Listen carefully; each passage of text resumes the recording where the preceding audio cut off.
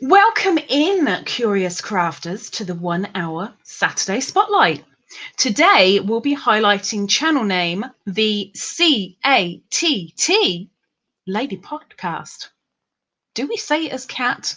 I didn't. She might scratch me. But any questions seen within the chat at any point, start to finish, will be saved and asked at the end, when Andrea's 1 hour interview with myself is complete. Now, Andrea, please try and ignore the chat as best you can. I'll begin the countdown clock as soon as you're ready and you're up here. When you're ready, give me a thumbs up and we'll get you up. Here she comes. Ta-da! Welcome in, Andrea. Now, I was unsure. It's all in capitals. Do I say cat or do I leave it as the CATT? It is cat, the cat lady. So see, I was so waiting for my eyes to go.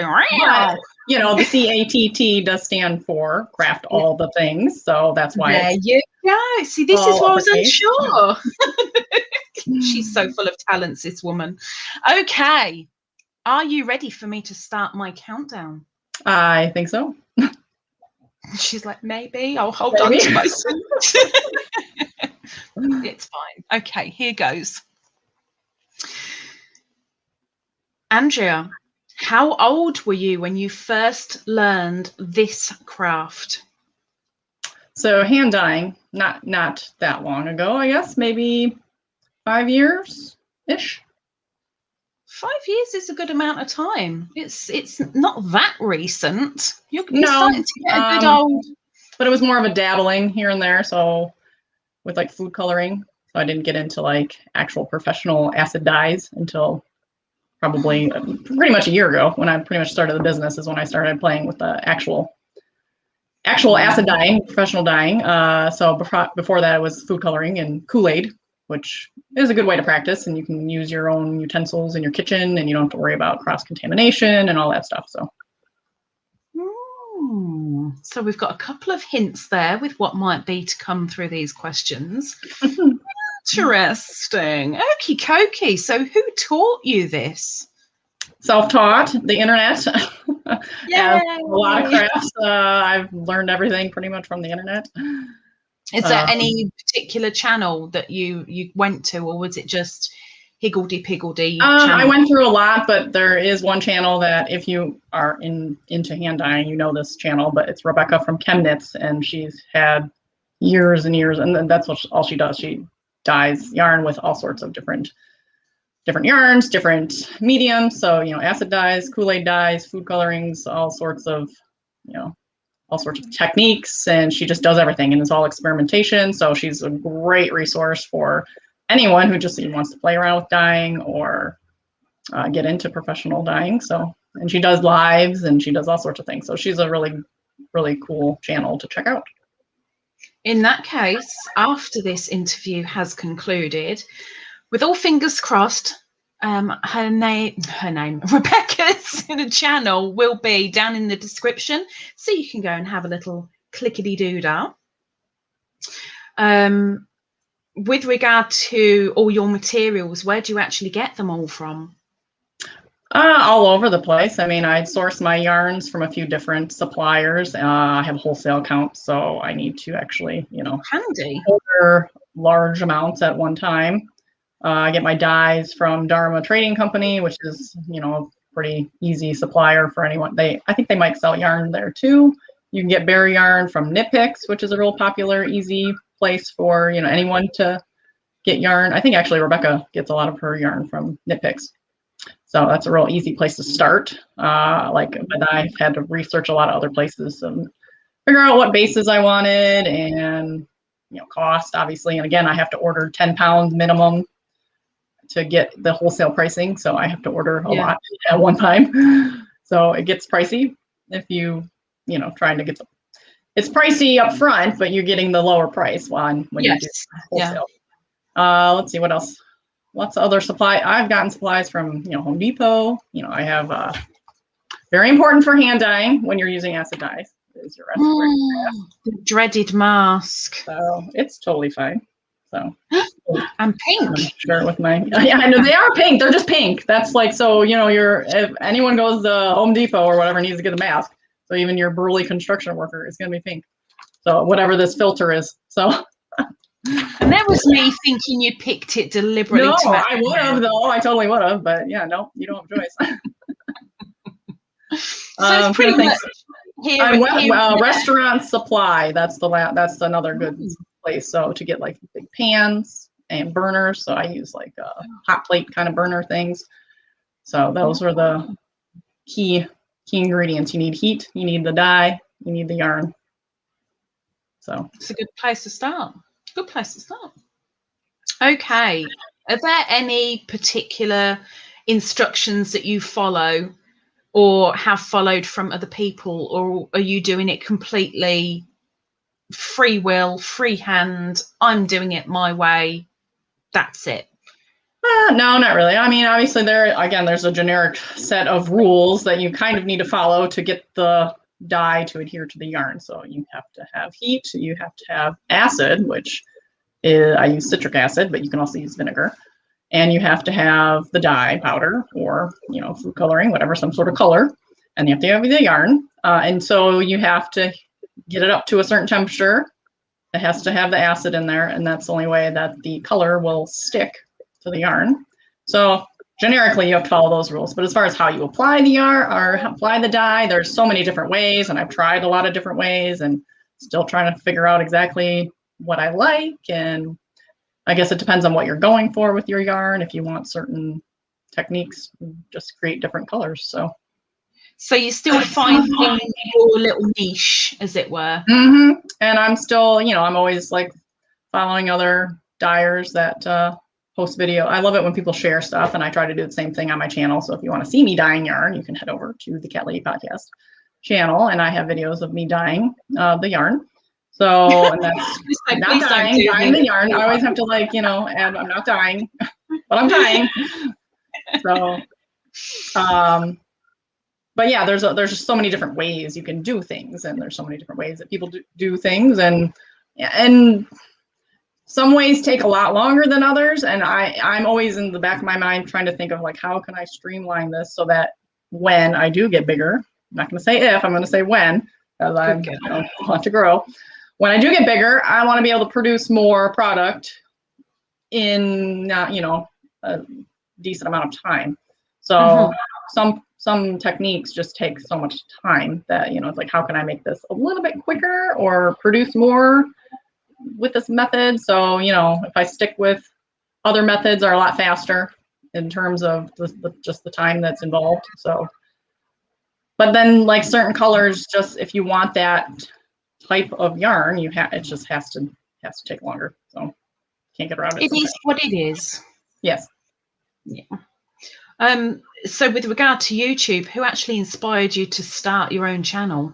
Well, that's kind of funny because she's no longer a YouTuber anymore, and she hasn't for a really, really, really long time. But her name was Annie. I want to say it was Spinning Annie or something like that. I don't even know if she has her channel up anymore, but at the time, I had just started getting into podcasts in general. I didn't even really know they existed, especially like the crafty knitting and stuff.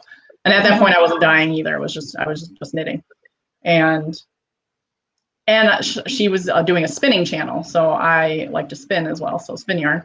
And she got me interested in trying to start spinning too. So just by having her channel, I didn't interact with her at all, but. So then, you know, I started watching all these other podcasts. I know another one was Wisconsin Knits, or Dairyland Knits, I think his name was, and he was a really fun guy. He doesn't podcast anymore either. But and I know this isn't really a podcast either. I always say podcast, so it's really just a YouTube channel. But anyways, it still counts. It is, but it's not. But I don't know. I keep telling myself I need to change that because I'm not really a podcast. I'm a YouTube channel, but whatever. I'm a vlogger. I don't know. But as soon as I started watching these, I'm like, wow, this sounds fun. So I just, you know, one day I just like, I'm going to do it. And I did it. And it's been almost 6 years now. It'll be 6 years at the end of the month. So we're in your podiversary month. Yes, which is cool. But at the same time, I've like the growth is just so slow. Like I don't, it's been 6 years and I only have like 700 something like followers. So it's like I haven't even hit 1,000 yet, and it's just like it gets frustrating. But I'm doing it more for me and for fun, and I've made amazing friendships and connections. So you can't really put a price on that. At the end of the really day, can't. I've made some really, really, really good friends, like what I'd call my best friends. Some of my best friends. There you go. Who cares about numbers when you've got? I shouldn't. So I do, but I don't. You do, but you don't. But yeah, I get it. I get it. Okay, next question. One of your typical, average, whatever you want to call it, projects with the hand dyeing, start to finish. How long does it take? Okay, so the night before I soak the yarn, so the yarn needs to soak, and it varies on resources and who you talk to on how long it needs to soak. But I always soak mine overnight. So if you start on that clock, you're starting, almost 12, 15 hours earlier to soak the yarn, and then to make a batch of yarn. So, which is typically about 4 skeins per pan, which I have enough to do 3 pans at once, so I could do up to 12 at one time. That's nothing compared to most people, but it works for me for now. It takes probably about, depending on the color, depending on if you're doing something with lots of colors or just one color, it could take anywhere between a half hour to an hour to get the water heated and the colors on and the acid in the water, and then it's got to sit more, and it is time consuming. But a lot of that's downtime of me just waiting. So in the meantime, while something's in the dye pans, I might go wash something if something needs to be washed, or I might mix dye for the next session if I know what colors I'm doing. So that's about an hour maybe, and then it's got to dry. So you got to wash it, rinse it, dry it, and it's got to dry overnight. So you're looking at a day or two total until it's fresh and dry, ready to. Let's see that up close. Look at her showing her pinky purple. This is fresh off the rack this morning. So I dyed this yesterday. So I soaked the yarn for this the day before yesterday, dyed it yesterday, and then it dried overnight. So it's a very nice looking yarn. Thank you very much. Doesn't have an official colorway. I'm thinking wild raspberry, but it's this one's new. So I like it. I like it.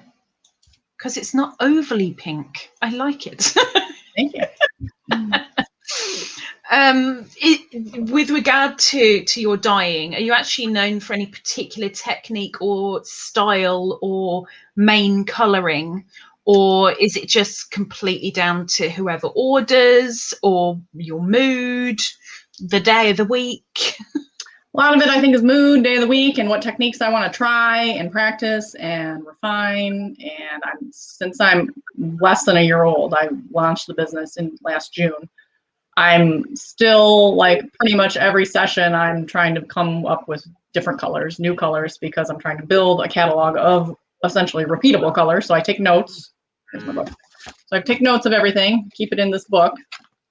I have all my little notes. I have if I have samples of the yarn, I try to put them in there. Oh my gosh, let me bring that up. I love books like that. Let me bring it up. Hang on. There you go. Look, she's got little. So if I manage to have the pieces, I'll put them in there. Like if I pull it off a tie from a sample or something. And she doesn't do just a little thread. She does a proper little test of it. Love it. So yeah, which way it's going? So yeah.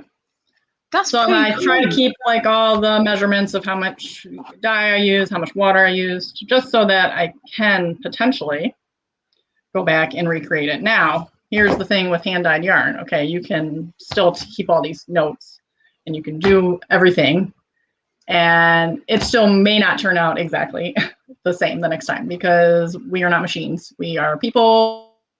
There's so many factors, like what if I use just a touch more acid this time and it made a difference? What if my scale, I have a little measuring scale. What if it's not 100% accurate, and there was a little more dye powder in? Or if I'm like hand sprinkling, obviously it's going to that's never going to be exactly the same. Those sprinkles are never going to fall in the same yarn in the same place.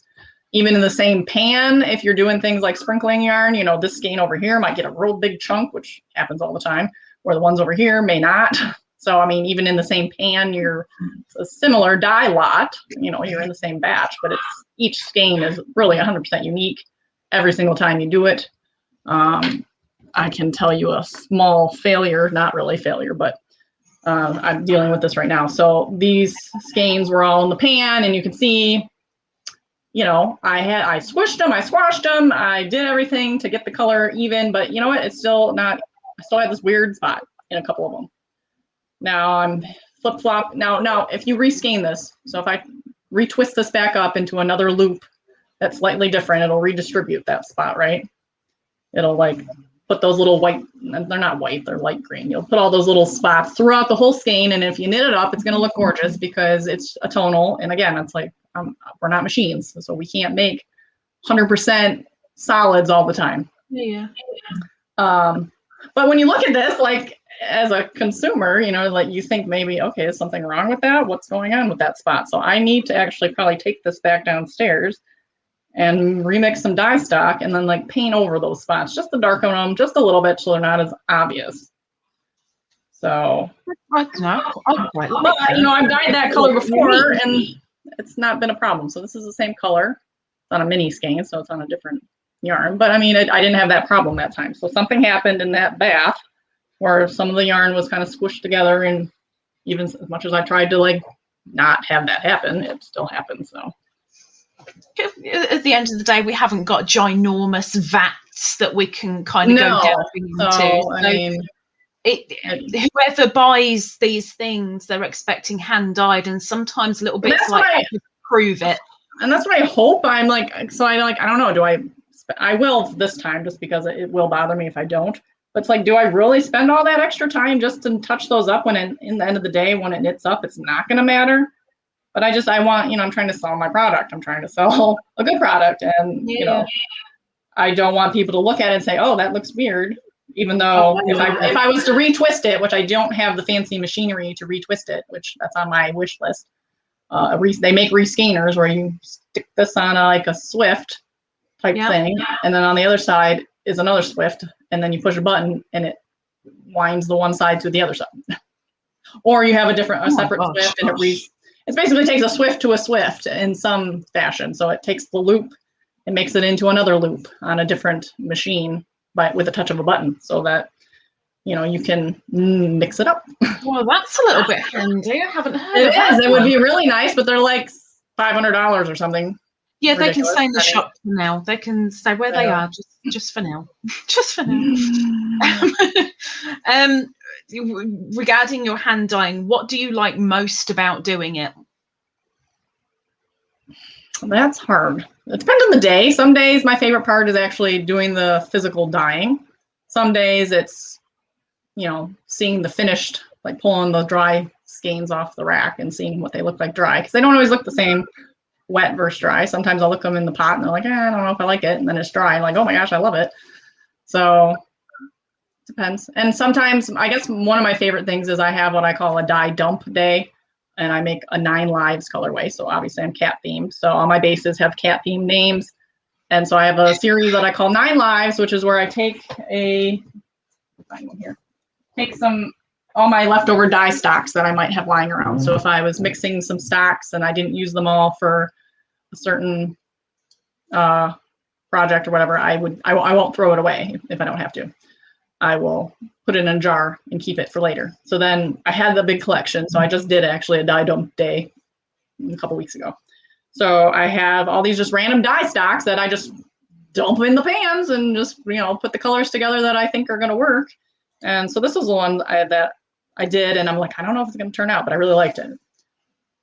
So it's very like rusty oranges and teals, and I threw some speckles on there. Reminds me of autumn leaves.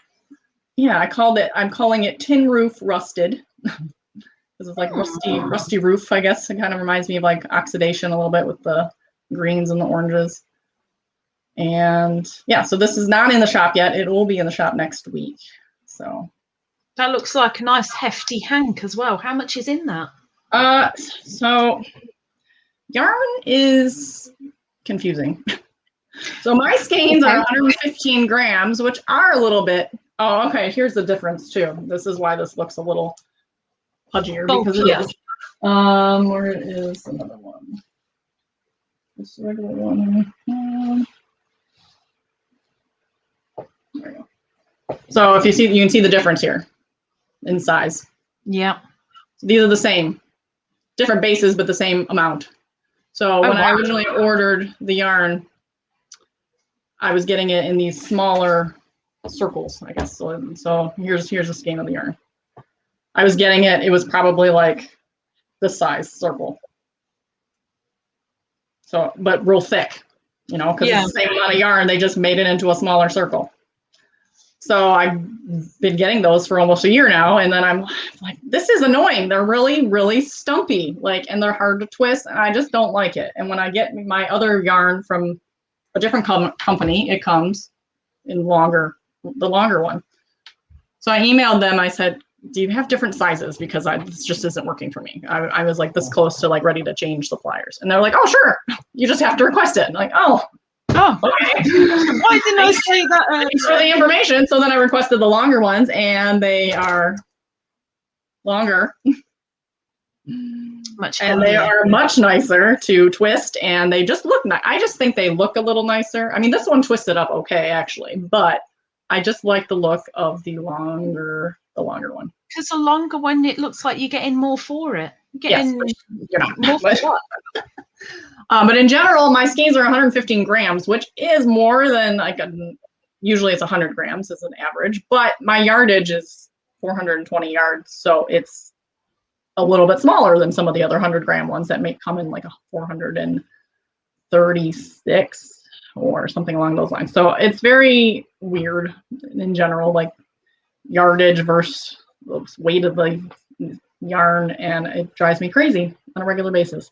So when either trying to find patterns to work up, and it all depends on your gauge and how you. In that case, so many factors. Andrea. What was that? In that case, I'm glad you still have hair and you haven't ripped it all out yet. Oh, well, this part's fake. So if you follow my channel, you'll see my exploration into hair extensions. But no one's seen this one, so this one's new. Yay, just for us. But yes, my hair is thin, so probably not from dyeing, but just because I'm old. I hear you there. Right, I'm going to make you all big for this next question. Uh-oh. Don't panic. The amount of times people have said that, and I'm like making them big to show their stuff, and then when I deliberately say I'm going to make you big, they're like, oh, okay. Well, what's coming? What's coming up? This next question is less of a question and more of an ask. Okay. Can you please describe what your channel is all about to those who have no idea? My channel is about everything crafty. So I am the cat lady. I am craft all the things. I knit. I do a little crochet, which I'm still working on. So this is actually my first wearable crochet project I've ever made. So it is a wrap shawl. So it required increasing and decreasing, which was the first time I ever done that with crochet. So I spin, which I have not spun in a while, but I do drop spindle. I do Turkish drop spindle, regular drop spindle. I have a spinning wheel. I do perler beads. I make beaded rings. I do any sort of craft that fancies me. I do diamond dots, that new weird thing that's been around for a while, but you stick the little gem things in the sticky paper. I love you. Any kind of craft thing that comes my way, I want to try it out. So that's kind of how the cat lady started. And I don't know how I thought of that, but I love cats. I have 2 cats, so it just fit. And I'm glad it fit, and nobody had taken it. So as far as my brand, I guess. So, yeah, so I have a lot of fun on my channel. I'm 100% real. I don't edit a bunch. Unless I have hang on. Wait. I will stop you there. Hang on 1 second. Sure. You've just said I'm 100% real. Except for my hair. I was going to say less than 2 minutes previous, you said, well, this is fake. I'm a real person. I guess what I mean by real is I tell it like it is. I'm telling you this is fake hair. I'm not going to hide it. I showed off my hair, you know, all my fun little extensions on my channel. You know, I don't edit everything unless I get up and leave and have to come back. Like I forget things a lot. So I'll be like, oh, I forgot this. And I will, instead of like leaving the video running, of course, I will edit that out. So you're not looking at the background for 10 minutes. And I do that a lot because I forget things a lot. And my camera likes to shut off on me because it only records for 29 minutes and 59 seconds or something. So, and I'll always forget. So guess what? I'll be mid-sentence and it'll shut off. And I turn it back on and I keep going and I just kind of edit that little piece together. My kids interrupt me all the time. It's real life, really. I mean, it's like I'm not here. I'm not producing some kind of fancy. Because I'm not, and nothing against those who do, but some podcasts just, I feel like they spend like a week producing. I record in the morning, I get it uploaded by the afternoon.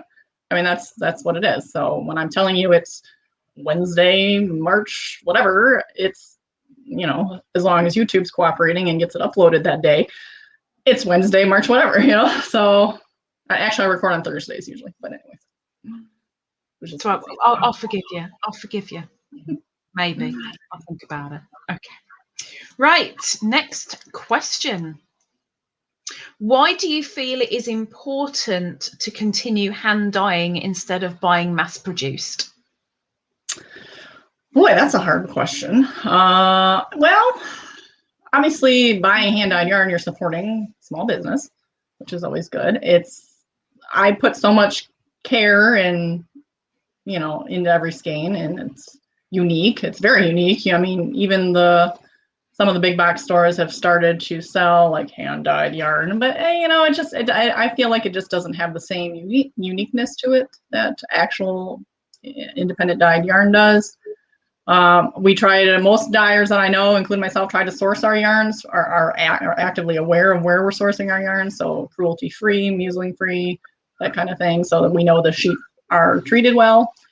There's nothing wrong with acrylic yarns. I use plenty of them. So, you know, head over to wherever, Joanne, and get your acrylic yarn all day long. I like a good cheap acrylic. I use it all the time for my kids' things and baby gifts. So, I mean, I have nothing against that. But as far as like quality wool yarn, I think indie dyed yarn is definitely the way to go.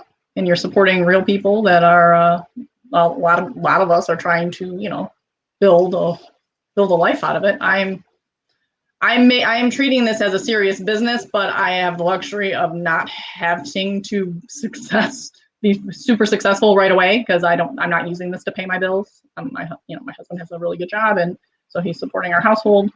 I don't have to, like, you know, toil away every day to churn out the yarn and sell it super fast, because I have the luxury of, you know, still taking care of the house and my family and doing this on the side, but hopefully growing slowly. I mean, that's kind of my plan. I'd love to be able to like pay for a vacation with the business, or hire a housekeeper to come clean my house for me. Something like that, you know. That one extra.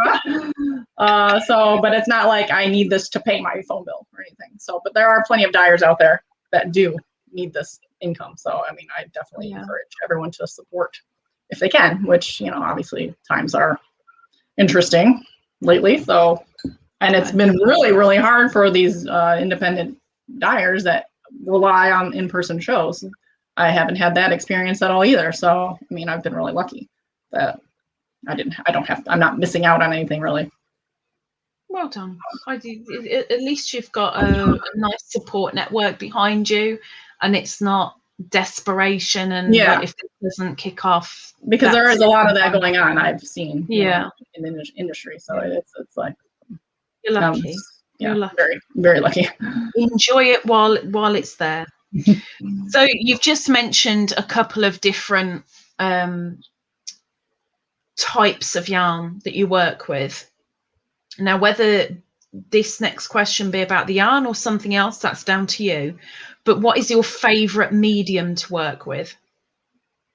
Well, we'll keep it with the yarn dyeing, because I do have a couple different bases. So my favorite base, which isn't my most popular one because it's like this is what like a yarn that you need to feel in person because it's so soft. It's so soft.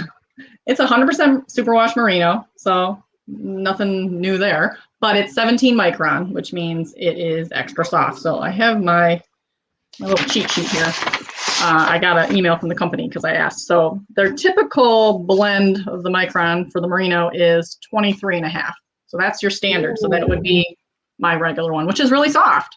This one's 17, and the smaller the number, the softer the yarn. Yeah. And it's a 2-ply, and it just knits up so nice, and it feels so nice on your skin. And so this was done in the 17 micron, and so was this. So they drape really nice, and I love it. But again, it's a little more expensive. So when you go to my website, it's a little more expensive because it costs me more.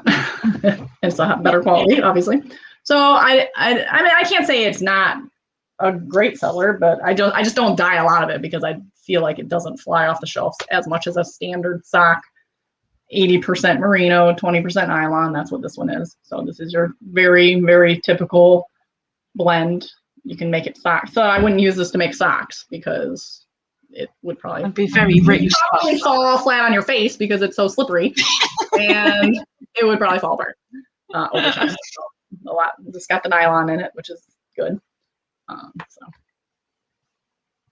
Right. That is my favorite base. I'm going to pause the countdown for the moment. You can take a drink, Andrea. Okay. We've got the time. We're now halfway through our interview with Andrea, and I've stopped the timer to address our live audience that are here with us right now. Thank you so much for joining us. Your questions and your compliments are all being saved for Andrea to be told at the end. So please keep them coming in. Anything that you come up with, get it typed out. Let's see it. Please keep them coming in. If you yourself are a crafter or you'd like to nominate somebody, please send me an email. The address is in the description down below, right at the bottom. Andrea, shall we restart the timer and finish the second half? I'm ready. In that case, let's go. Have you ever taught others how to do the hand dyeing? No, I mean, like I've said, I've done videos that kind of like talk about what I'm doing, but as far as like actually physically, like, okay, this is exactly how much I measure out, this is whatever, and no, I've not. And what has stopped you doing that? As far as like maybe making video tutorials or maybe doing it physically. Obviously, pandemic has meant I don't see anybody ever. So, as far as any in-person learning, that's not going to happen. And I don't know. I feel like I'm still kind of learning myself. So as far as, if anyone approached me and said, hey, can you show me whatever? I certainly would. And actually, there has been a friend that her husband started dyeing, and he's asked me a bunch of questions, and I've sent them some videos and links and things and tell them everything I know as well. So, I try to be helpful. I'm definitely a person that's kind of an open book. I'm not here to hide my secrets. If you have questions and if you want to start dyeing yarn and whatever, I'm happy to answer anything that I know. But again, I'm still learning too. So I like that reason because it's honest. I like it. I like it. Well done. Okay. How do you judge a finished piece to see if it's good enough? What makes you stop and go, okay, enough's enough? That's it. In regards to yarn, I'm assuming, right? Mm-hmm. Mm-hmm. Okay. Well, as I've talked about this one earlier, I've judged that this one is not enough. It needs to be fixed. Because, it just got that spot in it. That's just going to drive me nuts, even though I know it'll knit up fine, but it's just going to drive me nuts, and I can't leave this house with it. Now, this one, I did it's the same process. It's a solid color. So, and this one was fine. So, I mean, I just look at them and after they're dry, 100% dry. You can't judge it when it's still wet. You gotta wait till it's dry, and you swirl it up in this little swirly hank, whatever you want to call it. As long as if I would knit with it, then I will sell it. If I would knit with it, I will sell it. I want to go and buy a twirly. Sod the hanks now. I like that name. I want a twirly. Like it. Okay. What would you say so far is your hand dyeing strength?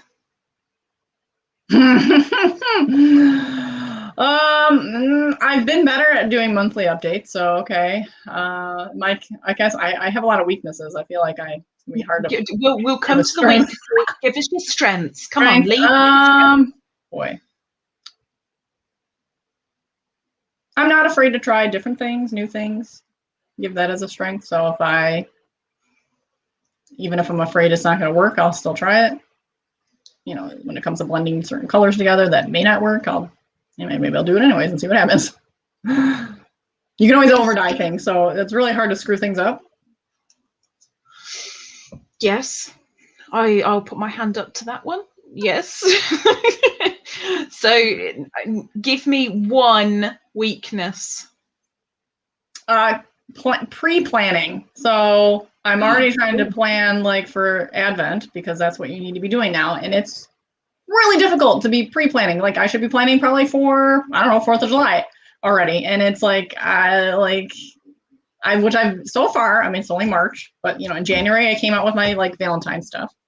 In February I dyed up a bunch of the green stuff, and now I'm just kind of throwing random things together for March. But in general, the pre-planning has been very, very challenging as far as like doing monthly updates and what colors should correlate with what seasons and themes and whatever. Not that it's necessary, but again, like I need to plan my Christmas Advent because it's a lot of work, and you need to put a pre-listing so people can pre-order it, and you need to know how many people are going to order it so you know how much stuff to order. And that's the part that's the business part. The business side of things is just the worst. It's the boring bit. Yeah, it's hard too. Some of it's just hard. Shipping costs and all that stuff is just not fun. Yeah, I get it. I get it. Right. Who is your target audience, would you say? Someone who appreciates hand-dyed yarn, of course. Someone who knows about hand-dyed yarn. Of course, I'm open and willing to send yarn to anyone, of course, that wants yarn. But usually, if you're expecting commercial yarn when you order hand-dyed yarn, sometimes you just don't quite get the nuances. Like I try to photograph everything so far. I have photographed everything. That's like everything you see on the website, that is the yarn that is in stock, unless, there might be pictures of 4, but there's only 3 left type thing. But in general, one of those skeins in the 4 is what you're going to get. So, because I feel like I mentioned before, every skein is unique. So if someone looks at a picture and you put stock photo like us, if I list this again, but keep this same photo, it might look a little different when you get it. And some people don't understand that, even though I put a million disclaimers in the description, but nobody reads either. Yeah. Myself included. I tend to skim through that stuff too. So, I just want a happy customer. So I want someone that is aware that hand-dyed yarn is unique. We're not machines, and it's not commercial yarn. It's its own unique thing. And it's worth the price, because there is a lot of work. It's like, it took 2 days to make this. So, and I want it to be enjoyed. And I want someone who's actually an avid crafter, not necessarily a collector, because I love to see, that's my favorite thing, is to see people actually knit up my yarn and then share it, which, so I've seen a handful of stuff, which is really fun. I think I'd be exactly the same. I wouldn't want it to just sit on a shelf. I'd want it to that's fine too. If you really want to buy it to collect it, I'm not going to refuse your money, but I love seeing it worked up. Very well said, quickly. Well done. I mean, I have my own yarn collection of things upstairs, so, I'm guilty, as most of us are. Are you more of an extrovert or an introvert? I am, like most crafty people probably say, I'm a extroverted introvert. So once you get me moving and talking, I have fun. I love it. But like getting out there, sometimes it's not as fun. It's not as easy. If I'm in crowds of people I don't know, it's not as easy. But get me in a group of people I know and love, and other crafty people that love to chat about crafts, I won't shut up. So the verbal diarrhea syndrome. Who would you love to see on your channel leaving a comment for you that you haven't already? Let's see. So some very prominent crafters in the industry that aren't Give me one. Give me one. Okay. Because they're going to be down below. Maybe Christy Glass knits. She's just a very prominent. She's not a dyer, but she's very prominent in the knitting community. So it'd be cool if she was put onto my channel at some point, which she probably doesn't know exists. So, but she does follow me on TikTok, but that's because she's only got like a small. It's new. It's still new. TikTok is still new for us. For a lot of fiber people, that's a newer thing, it seems. Which I have a TikTok too, which I haven't put a bunch on there, but I put a few on there. TikTok's just for 5-year-olds who like dancing. That's all TikTok. Well, the fiber community is starting to migrate over there a little bit, so I've dipped my toes into the TikTok. I told myself I never would, but I did. So I had a reason, but whatever. Push that trend, girl. Push it. Yeah. So, what holds you back currently from taking the hand dyeing to the next level? Money. Straight off. Money. I mean, honestly, if I could just like blow a bunch of money and get a bunch of supplies and fix my leaky sink, which is on the list to do, and just get the rescanner, get the, big proofing cabinets where you can fit 100 pans in there, that would help. I mean, and then if I could pay for marketing and all this other stuff, it's like money, money, money, money, money. So right now it's like I tried to sell enough dyed yarn to purchase my next bear yarn order. That's really my ultimate goal. And so far so good. And I have a nice little back stock of bear yarn. I have my, and I want a full shop. I don't want to, I mean, as much as I'd love to sell out like that, I like having a full website, of yarn that's available. So, I just want to keep making product, but I need to keep selling it so I can buy more product to make more product. It's just this weird circle. It's a nice little wheel to be on. So if I had like unlimited funds to do more, then maybe that would help. I don't know. It's all down to the moolah. Yeah. Name a time when your patience was tested. Now that might be with the hand dyeing, or that might be with your actual YouTube channel. Always with my YouTube channel, because again, the numbers game is always on my mind. And I try not to, because again, at the end, I really appreciate what has come from it. But I see new podcasts, YouTube channels pop up, and then the numbers just fly off the shelves, and they're not doing anything different. Nothing different. Like, they're not doing anything different. They're not even like editing differently. It's just like the same stuff, talking about knitting. They're not any more personal, less personal than me. I feel like, why? So yes, I've taken a lot of breaks because of that. Like, so I've taken time off of the podcast. I've been very consistent pretty much since the business started, because I feel like now I'm doing it partially for the business. So it's helped me stay consistent. Because I took like a whole summer off a couple years ago, and I've taken time off here, which hasn't helped the channel any, of course, because consistency I think is important, but still, it's like I've been stuck in the same numbers for a long time, it seems like. So yes, it gets try and get you out that rut, girl. I feel like it's like I need to get on some sort of weird algorithm, whatever you call it, that like puts it out there to more people. And it's just, I just can't crack that code, because I feel like a lot of it is luck in that sense, because again, there's so many channels that are very, very similar to mine that do the same thing, that just have the bigger numbers. And I just like, what am I missing? I'm missing something. Something's missing. So trying to figure that out. We'll get you sorted. We'll get you sorted. Okay. Has the way you've worked changed from when you first began hand dyeing? So, I mean, it's not even been a year, but yes, for sure. As of this year, 2021, I told myself, okay, I gotta be more consistent because, I'm trying to build and grow. And in order to do that, I have to keep putting out product. I can't, take them. I mean, I can take time off, obviously, if I need to, but like when I started, I did an update, like my first update, and then I did another one, and then I didn't do one for a couple months, and then I did one again, and then I didn't do one again, and so I feel like consistency again is very key. So I want to definitely try to stay monthly with something. Doesn't need to be a ton. I don't have to crank out 100 skeins a month, but at least something new. Yes, you do. Next question, which you've almost completely answered, but we'll possibly go into a little bit more detail now. Have you ever given up, thrown your hands in the air and said, no, I'm done, forget it, only to start again at a later date? And again, that can be your YouTube or your hand dyeing.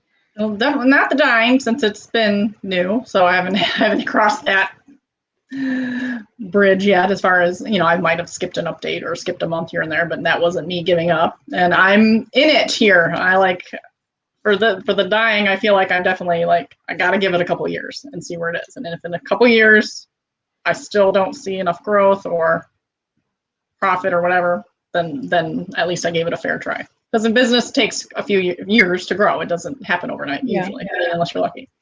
I've seen that happen too, which is frustrating. But anyways, my YouTube channel, I've thrown in the towel. Looking at other people, Andrea. I know. It. I got problems. Tell me. My YouTube channel, I'm never doing this again. This is stupid. I'm not doing this anymore. And then I come back because I do like it, and I do it. And I always come back. But I've thrown in the towel with that thing so many times, so I can't even count how many times I'm not doing it anymore. I'm done, only to come back. And it might be a couple months later, but I've always come back. With the tail between the legs. Yeah, pretty much. Do you research trends or materials for your hand dyeing? No, and I probably should, but I don't want to. That's just more work. I just want to do what I like to do. But if I see, I'm going to hate what I'm going to say at the end. You really are.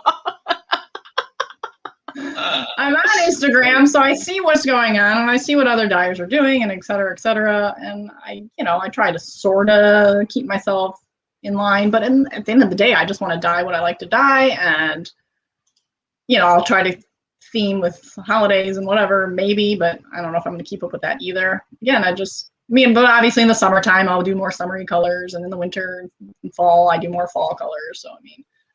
As far as any other trends, I did a sample on a new base. So this is a trend that I'm probably way behind on, but holding mohair. Hang on. I'm bringing you up. Hang on. There you go. Look at the fuzz. Yeah. So if you hold the mohair with the fingering weight, you make some really nice products. So a lot of people offer this as a base, and I've just been very limited at bases, mainly because I'm new and I don't want to overdo it. So I already have four different bases. So I'm doing a sample. So this is a sample that I will do to see if I like it. Because I do like it. It's super soft. But we'll see if I like how it knits up, and if something I want to add to the shop, because that's a trend, the mohair thing. But then am I too late? Is it fading out? I don't know. I still feel like it's still a thing. So it's a thing. It's a thing. And it's a nice thing. I really do like it. It's a lovely fuzzy thing. It's a thing. How do you prioritize your work? I'm really bad at scheduling, but now, so my kids have been in and out of school, it's nobody's business because of the pandemic. So, they were home for a while, they were back for 2 seconds, they were home for a while, they were back half-time. Now they're back again full-time, which has been very helpful. So now I can actually start to sort of prioritize, okay, but I don't still have a schedule. I need to have okay, Tuesdays are dye days or something. Or I do try to do shop updates around the 20th of the month. So that seems to have been consistent so far. But as far as like any sort of weird, any sort of actual schedule, I don't have one. And that's sort of good too, because again, I'm kind of just doing things on my own time when I have the time. So. And now I'm thinking, a minute ago she was saying about consistency, and she needs more consistency. And now well, I do. I need it, but I mean, it doesn't mean I'm going to do it. Just because I need it doesn't mean I'm going to do it. This is true. This is true. Give an example of when you thought outside of the box.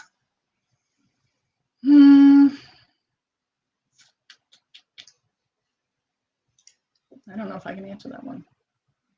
I mean, I feel like I haven't really ventured too far outside the box when it comes to dyeing, because I'm still feeling my way through things, and I haven't gotten super adventurous as far as, I guess one time I did that, it was a failure, sort of. I hand dyed a sock blank. So it's a pre-knit piece of fabric. It's blank, so it's white. And then you put the color on it. And typically people will hand paint it. So they'll lay it out on a table and then they'll put the color on it. And then you'll wrap it up in plastic wrap and put it in a microwave or an oven. Well, I don't have a microwave and oven, so I'm like, I'm just gonna steam it in my pan. I'm gonna like prop it up somehow, and I'll put some water in the bottom of my big giant pan. I'm gonna steam it in there. And I did, and it fell off and I burned it. Only one of them though. One of them turned out okay. The other one, I burned a little hole in it. So I kept that one for myself. It's still usable. I'm still gonna knit it, but I couldn't sell it because it now had a hole in it. Well, right, I unraveled the whole thing. Holy product. So, but I try to think outside of the box in terms of how to steam that, and I can do it better next time. It still will work. The concept I have will still work. I just need an actual steaming rack to stick in my pan and not just like popping it up on tinfoil. That didn't work.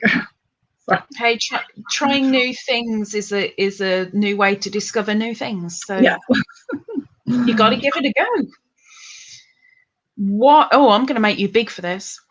Oh no! It's one of those again. It's very similar to the previous one. Why should any of us come watch and subscribe to you? Because I'm fun and I'm awesome. I mean, I'm certainly not unique, but again, I tell it like it is. I don't sugarcoat things. I just like to have a good time. I share a lot of projects when I have them. I'm diverse, I guess, when it comes to what I have to share. I'm always sharing new yarn. I'm sharing new knit projects, crochet projects, and you never know what I'm going to share next because it's always like random craft of the day, I guess, whatever floats my fancy. But I have fun. That's kind of that's the key. It is. I mean, that's why do it if it's not fun? So unless it's paying your bills, but. Yeah. Right, let's not bring that into it. Talking hand dyeing, Andrea, hand dyeing. What are your can't live without it craft room essentials? So for the dyeing area, my prized possession is my spin dryer. So, and it's not made for yarn, but it works. It's supposed to be. It's this like little portable dryer that, if you live in an apartment or something small, you can spin out the water in your clothes and then hang them to dry, and they'll dry really fast. Well, put yarn in there, spin it to dry, and it's practically dry, and you put it on the rack. So like if I had to put my yarn on the rack and it was soaking wet and I just kind of wrung out the water gently, it would take days to dry. So once I put it in the spin dryer, it's practically dry, and so it'll dry overnight. See, now that's surprising. This is something weird. A couple of days ago, I was thinking about a spin dryer and how handy that would be. So for you to bring it up is really weird. It's really cool. Years. And then it wasn't cheap, but that was the first. And actually, it was my Mother's Day present from my husband. That's what he's like. What do you want for Mother's Day? I said, I want a spin dryer. So. I mean, this is going off the laminate here with me saying this, but you brought it up. With the spin dryer and putting the yarn in, doesn't that knot up the yarn? Nope, because I mean, it's, you know, you lay it in there, of course, nicely, and the yarn has all these ties on it that keeps it. You can, when I pull it out, I got to pull it out and kind of flip it around, but it's totally fine. Wow. Now, when I've put sock blanks in there, sometimes the ends unravel a little bit, which I don't like. I'm not sure how to fix that from happening, but it doesn't ruin the product or nothing. I still, you know, I just pin up the ends a little bit, and that's fine. What do you do to make your workspace an inspiring place to be? It is not an inspiration. It is in my basement. It has got toys everywhere. It's got cat food and a litter box, and it is. The litter box is my inspiration today. Yeah, it is not pleasant, but it is my space, and it works, and it's better than being in the kitchen or being outside, and I love it as it is. Well, okay, I won't say I love it as it is, but I love it right now. It works. I have a little table set up with my burners. I have a shelf with my pans and my dyes on there. Unfortunately, my sink is on the opposite side of the basement, so I have to like carry buckets of water back and forth. But you know what? It works. So. But you get time to yourself, and it's your space.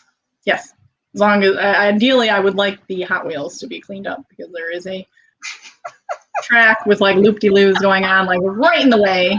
But, oh dear. Oh dear. And yesterday there was a spider down there, which was kind of crazy. Next question. Oh. Where do you look for inspiration? And please don't say the cat litter tray. No. Usually nature, of course. Anything that's got fun colors.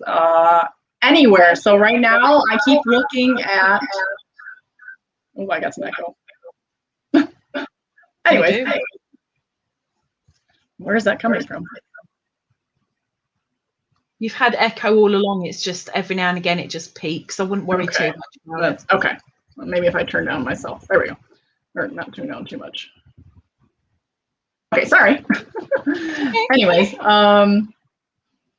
so right now I keep looking at this Kleenex box in my bathroom, because it's got a pretty like gradient, like almost like a beach colors. So I keep thinking I should dye a yarn that looks like that.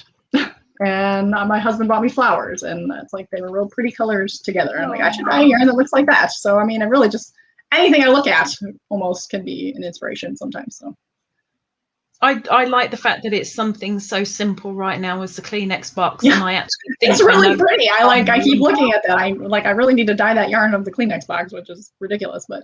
And then you could actually call the yarn Kleenex. I thought about it too. I love it. I love it. When do you feel the most creative? When's the time where it's usually, oh yeah, Mum's in a creative mode? Is it normally a morning? Is it in the evening? Is it when you've got back from somewhere? Is it when you're feeling your most down? When is it? Not in the morning. I'll tell you that. I am not a morning person. Probably at night. And it's always at a time where maybe I'm laying in bed, so I'm not like actively able to write things down. So it's always when I can't or if I'm in the car, it's always somewhere where I just can't easily write it down. So I have to really try to remember it by the morning so that I can write it down. Or yeah, so it's just always random, but probably evenings or in the car. I guess usually when I'm by myself. Alone time. When I've got 5 minutes peace, inspiration hits me. On the other side of the coin, how do you combat your creative blocks? No, that's tricky. Like right now, I feel like I am in a little bit of a slump. So as far as new colors, I'm really just trying to come up with sets. So I'm looking at what I have already and trying to play off those and make some colors that will go with it. So the berry color, the raspberry color, is supposed to be able to go with this one. And I am in the process of coming up with maybe one more color to make it like a 3 skein set. And I don't know if I'm going to market it as a set, but I will encourage it as a set, because I don't necessarily want people to be forced into buying 3. if they really just like the middle one. But I'd like to be able to have that option of like, and I've done it before where I've kind of bundled a couple together and then left some available as is. But like if I was thinking maybe like a brown color that plays off what was in this one to go together. So that's sort of how I combat the very block. triptych. Yes, and because there's a lot of projects, like this one back here took 3 colors. So there's a lot of 3-color projects. There's a lot of 2 colors. That one's a 2-color. Oh, you can't really see that. The yellow and the green. This one's a 2-color project. So I mean, people like to be able to not have to think about choosing their colors, which I agree. I don't like necessarily. If I find a really nice pattern that's a couple colors, I kind of like having kits that just pick it out for me. Because sometimes when I try to like stash dive and pick my own colors, I don't ever have 2 in my stash that will work. So if I have those options available, and then not necessarily selling them like you have to buy the 3, but having that as an option, I like that. Yeah, it's helping others to decide. I feel like these 2 work together too. So I don't know. And even like if I put a brown in that one, I think those 3 would look good. And then so you'd have just options. I like options. Me too. I get told off for giving people too many options, but I don't care. I want options. I give people options. Yeah, I have a problem with that too, with like wanting to offer too many options, and then everyone's got to tell me you got to rein it back. That's too many. What is your number 1 hand dyeing tip, or the best hand dyeing tip you've actually been given yourself? Protective gear. I know that's boring, but boy, the particles are just not good for you to breathe in. So anytime you're handling dry yarn, you should have the mask on.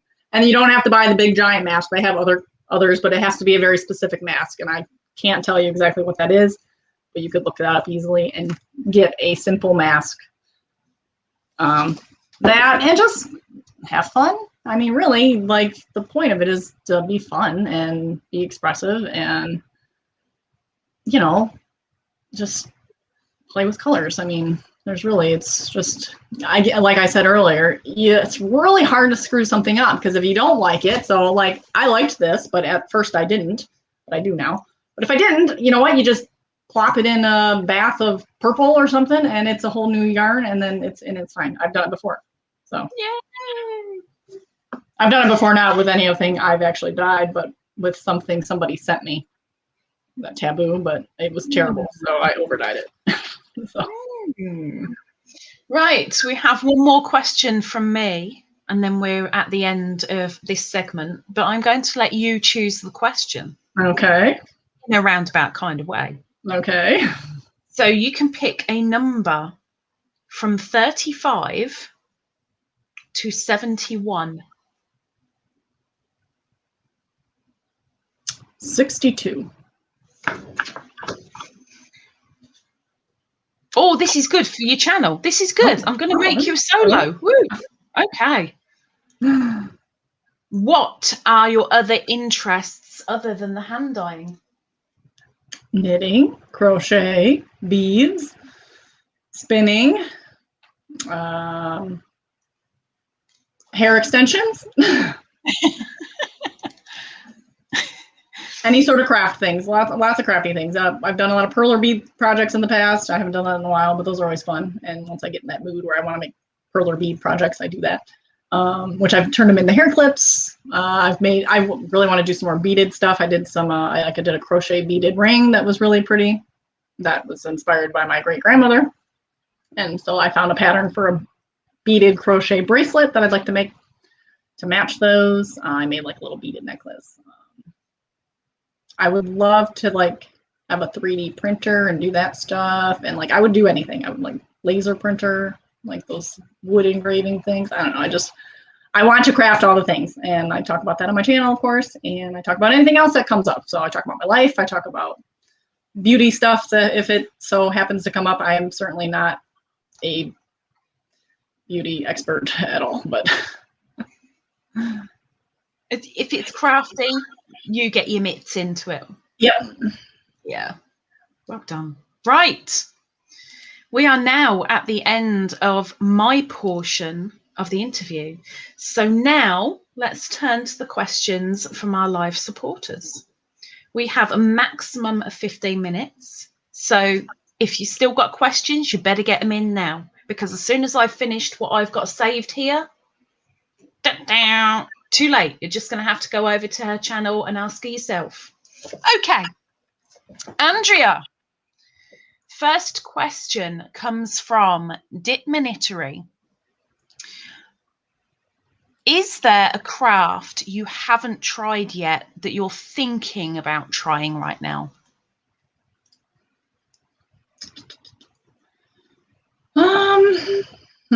That's a good one. Trying to think. There's just so many things I want to try, but I like like I mentioned before, I'd like to do 3D printing stuff, but the budget, again, money is an issue for that. So I don't have a 3D printer. I can't do that stuff. But it would be fun to make like stitch markers and stuff. The resin, that is something that I have a resin kit upstairs, and you can make the little pendants or whatever. So that is on my agenda. I don't know when I'll pull that out, but I really want to make some little resin things. I don't know why. Resin things. Like necklaces, or I think I have a mold shape and the resin kit, but I don't know what I'm going to do with it. You got to get going. Get those chemicals, get mixing, make that resin. Right. Next question. And please don't kill me if I say your name wrong. I'm so sorry. Next question comes from Shay McIntosh Ford. Did I say it right, or did I? You did. I'm pretty sure you did. Yeah. Okay, fingers crossed.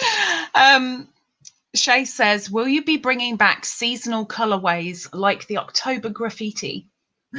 Maybe. That's one of the colors that I loved, but at the same time I hated dyeing it because it took a lot of work. That's this one here. And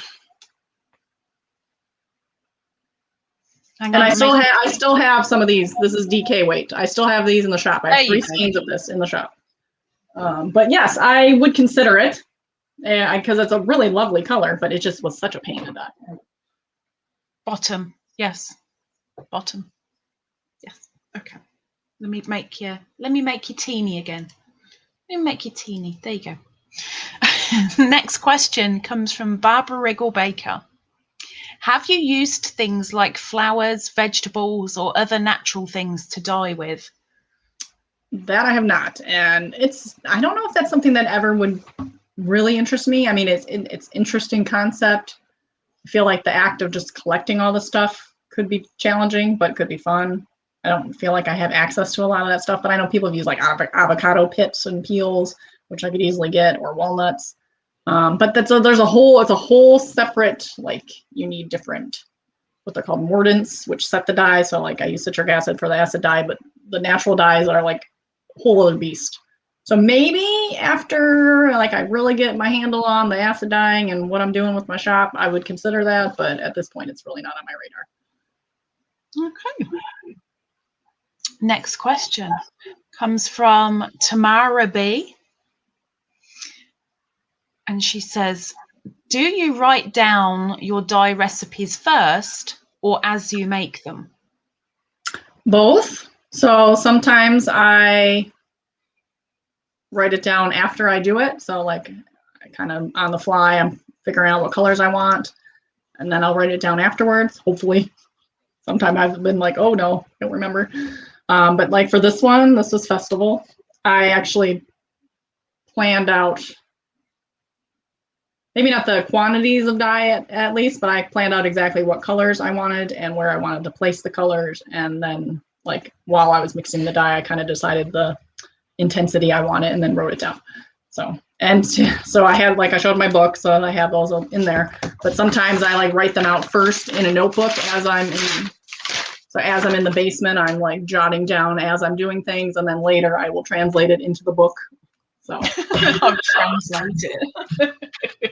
Yeah, and sometimes I don't write down everything, and I'm oh, what did I do? And I try to have to well, I think this is close enough. So I mean, again, so if I was to recreate it, hopefully I would be able to, but it'd be similar, but maybe not exact. But again, that's the whole beauty of the hand-dyed yarn. Very true, very true. Barbara Riggle Baker has a 2-part question for you. Have you ever made a colour and decided that it had nothing good about it? Not yet. And I'm not saying that won't happen, but so far, even the ones that I didn't like in the pan, after they dried, they grew on me. So, what, literally? You had to cut them off? Yes. Yes. Okay. Fair enough. You know, I know nothing about hand dyeing. It might be a thing. I don't know. In that case, I won't ask the second part, because the second part was if you said yes all the time or something. So, next question comes from Karen Y. Aside from selling online, are your yarns in any local yarn shops? They are not yet. And I don't know. That's another tricky beast, because that involves like contracts and things with yarn shops. And obviously you sell to the yarn shop at a discount, and then they upsell it at whatever price they want. Or I don't know if you give them a price, like your price, or how that exactly works. There's a lot of stuff that goes into it. Would I like to? Sure, I think. But again, like, you know, if you could sell it more on your own personal site or shows, you're getting that full price for it. And if I'm selling it to a yarn shop, I'm taking, you know, I'm selling it at a discount to them. So I mean, it's like, but you know, it gets my name out there, it gets the product in more places. So I mean, it's one of those, like, some people think it's great, a lot of people think it's not great. So like, it really depends. But I'd like to do like trunk shows, which are kind of an in-between. So you still give the yarn store a cut, but not as high of a cut percentage, because they're hosting you in their shop and they're not doing as much work, but they're taking the money and then they pay you, you know, a certain percentage. And but again, it gets it into the local stores and way to kind of promote. And I did ask a local store if they were interested, and they never responded. So I don't know. Well, more for them. Yeah. Right. Last question that has come through comes from Brenda, the newbie crocheter. Have you, or are you willing to dye cotton? I have not, and I don't know a lot about cotton. So am I willing to? Maybe. Sure. I mean, I'd have to, like, I guess get my hands on a sample and try it and see if I like it. And I guess I do send out a lot of polls, surveys to my newsletter subscribers and Instagram followers on what kind of bases they want to see. Hence why I, you know, got a sample of the mohair. So cotton hasn't really come up, but again, it wouldn't be, I'm always willing to introduce some new things if that's what people want. So it just depends on. Get cotton in that shop, girl. Cotton is so popular. I personally don't knit with cotton, so like it's totally just, it's never been on my list, because besides sugar and cream, which is terrible cotton. No offense. I mean, it's good for washcloth. Then make a better one. Well, I feel like I've never even had any projects that I'm like, I need to make this out of cotton. So it's just never come up. Hey, more natural, the better. A lot of people come flocking for cotton. Right, Andrea, our time is now up. Thank you for having me. Well, I want to thank not only you, but everyone that has joined us at this time, and for all the questions that have come through and the compliments, which will be told to Andrea in a moment, away from you guys, but they will be told, don't worry. Also, a thank you to those watching the replay, whether that be on my channel or over on Andrea's channel, the Cat Lady Podcast. Sorry, CATT Lady Podcast. Whichever, I thank you very much for watching. Andrea, please stay where you are. And to everyone else, thank you very much for joining us. And I hope to see you next Spotlight. But for now, take care. And thank you very much. See you later. Bye-bye.